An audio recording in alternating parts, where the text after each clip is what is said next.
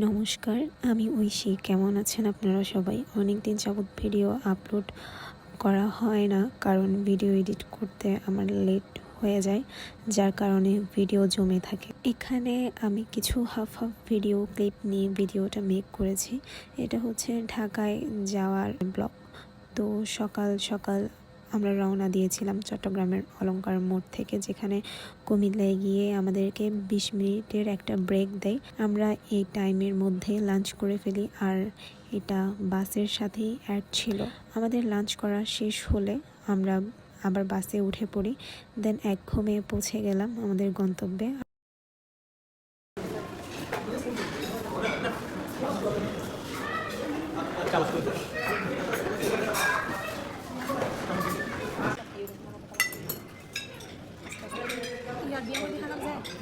যাওয়ার পথে এখানে কিছু নাস্তা নিয়েছিল। এর মাঝে আর কোনো ভিডিও ক্লিপ নেওয়া হয়নি, কারণ আমরা অনেক বেশি টায়ার্ড ছিলাম। সকালে ঘুম থেকে উঠতে একটু লেট হয়ে গেছিলো, তো উঠে ফ্রেশ হয়ে দেখি এখানে দিদিরা নাস্তা ছিল, বদির নাস্তা রেডি করেছিল।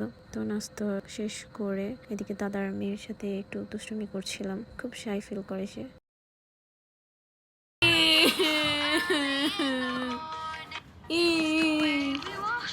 এই মহিলা।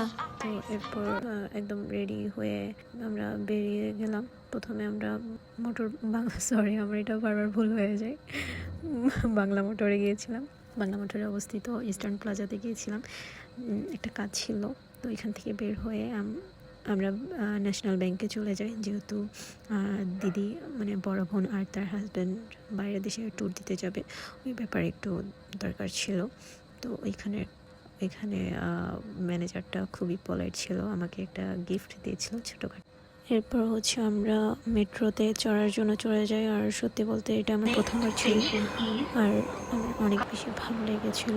দেন ওইখান থেকে আমরা বসুন্ধরাতে চলে যাই, কিছু টুকটাক কেনাকাটা করে এখান থেকে বেরিয়ে গেলাম। আর আসার পথে খুবই জ্যাম ছিল, একদম গাড়ি পাওয়াই যাচ্ছিল না, অনেকক্ষণ বসেছিলাম। দাদার বাসায় আস্তে আস্তে দেখলাম খুব সুন্দর একটা মন্দির, একদম মানে বাসা থেকে কাছে, আর অনেক সুন্দর, যেটা তোমরা দেখতে পাচ্ছ অলরেডি ভিডিওতে। একদম মানে কি বলবো। তো ওইখানে ভগবানকে একটু দর্শন করলাম, দেন ওইখান থেকে বাসায় চলে গেলাম। আর এইটুকুই আমার আজকের ব্লগ।